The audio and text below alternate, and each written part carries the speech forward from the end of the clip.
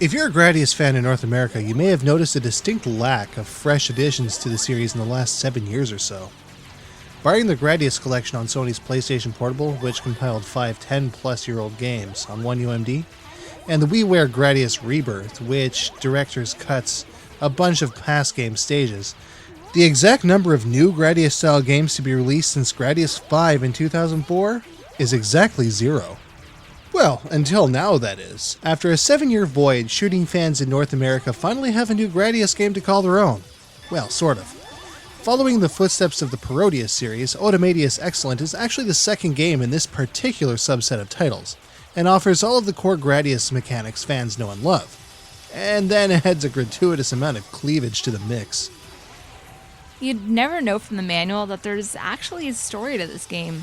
There's nothing at all in it that gives the slightest hint of a plot.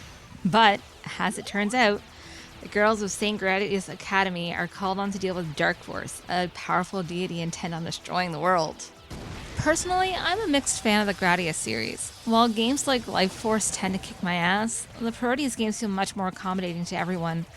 While the reintroduction of the series for Otomedius doesn't really get me excited, there is a bit of nostalgia in seeing a new Gradius-type game hitting our shores. I just wish there was less boobage and more Vic Viper.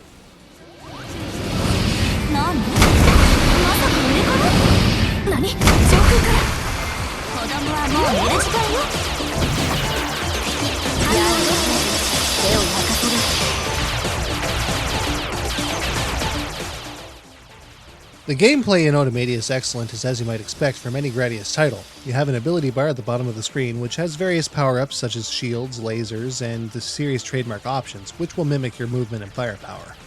You can highlight these power-ups by collecting the glowing icons left by red enemies and destroying certain chains. Otomedius changes things up though, as in addition to your standard power-ups, you also have access to a bomb attack, which clears small enemies and bullets off the screen, and allows you to reposition yourself to a safe area when things get hairy, so that you don't end up dying. Otomedius is also really customizable as well. You can customize which abilities are available in your character slots. For example, you could exchange missiles for a rocket punch. There are many other selections like new double-shot weapons and lasers, just to name a few. You can even unlock more weapons to use in a few different ways. Defeating certain enemies will yield a weapon card associated with the weapons that they use. You can also receive higher level weapons by completing higher loops in Score Attack or multiplayer, and leveling up the character that you are using. The core game is quite easy though. With a bit of practice, an average player should be able to not only 1cc the game on expert difficulty, but no miss it as well, thanks to an abundance of power-up icons in the game. You can fully load up on your ship, complete with shields, options, lasers, missiles, and speed, and still be able to always get back to the shield slot for when your force field ends up being blown away. And each force field can take up to 4 hits, making the game very, very forgiving when all is said and done. The difficulty only really starts to seriously mount up in the second expert loop of the game, since there are many more suicide bullets to contend with as you defeat your foes. And even then, these particular loops are only available in Score Attack and multiplayer. The thing is though, this game only really excels when you play alone, which is a dirty shame to be honest. While the game supports up to 3 players at once, both online and off, the lifestock is completely dependent on player 1. If they die, it's completely game over, even if no one else does. In addition, you can't use the burst attack, and most glaringly of all, character movement for players 2 and 3 is heavily restricted in Stage 3 for no discernible reason. There's also quite a bit of slowdown prevalent throughout the game. Given that there isn't particularly much going on at any given time, especially compared to games like Raiden 4 or Strania, these bouts of Chugtastic's sterrific processing hiccups are really inexcusable. The game is far from unplayable though, and while the slowdown is kind of annoying, it doesn't get in the way all too much.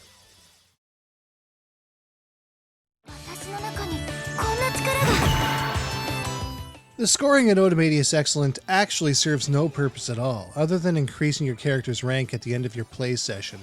There are a few multipliers at the end of your stage, but outside of this, your score basically boils down to shooting everything that moves and collecting element pickups. These element pickups do nothing but add to the score. It's incredibly shallow, really. Score Attack allows you to post your score to an online leaderboard though, and with 99 loops, at least there's a bit of longevity to be had. While leveling up your character is nice, since you gain new abilities from doing so, the game really could benefit from gaining extra lives, credits, or burst attacks from scoring high.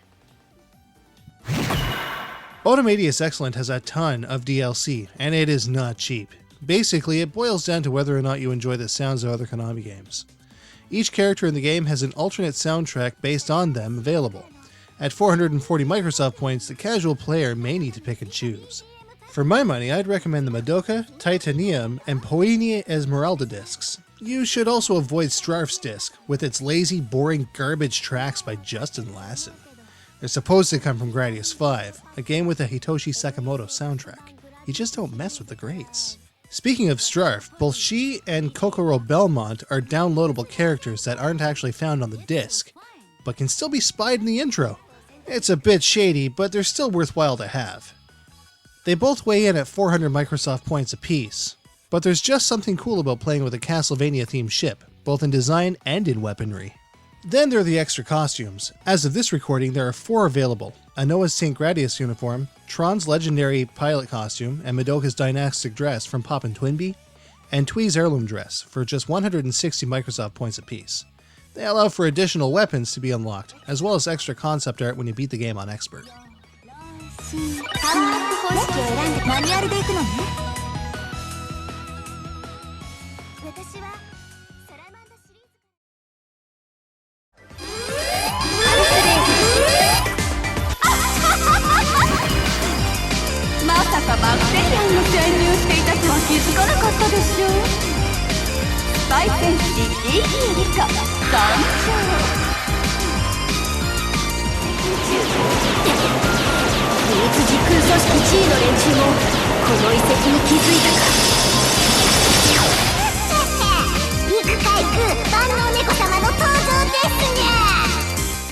Much like the gameplay, the presentation in Otomedius Excellent is a bit of a mixed bag.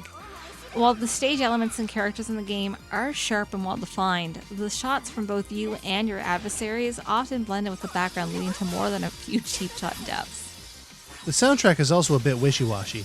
Though most of the game's music is penned by Motoi Sakuraba, one of my all-time favorites, this is definitely not his best work. I'll usually sub out the core soundtrack with the DLC music pack instead, though the intro sequence is quite catchy. Then there's the actual story, which is completely omitted outside of some poorly translated subtitles in-game. Even a static track sequence could have helped.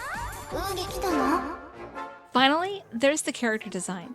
Mina Yoshizaki of Keroro Gunso fame headed up the art, but the amped up, over-revealing design choices may push or scare away players with its obvious objectification.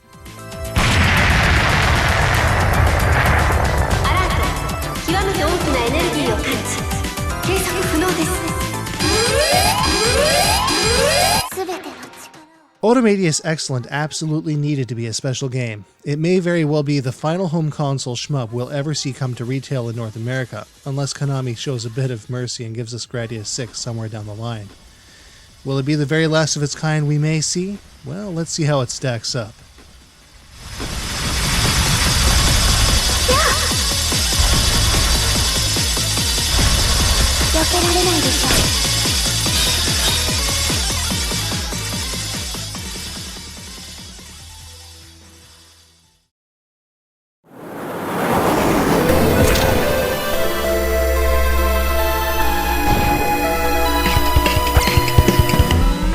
Now on the plus side, the easy difficulty is great for novice Gradius players.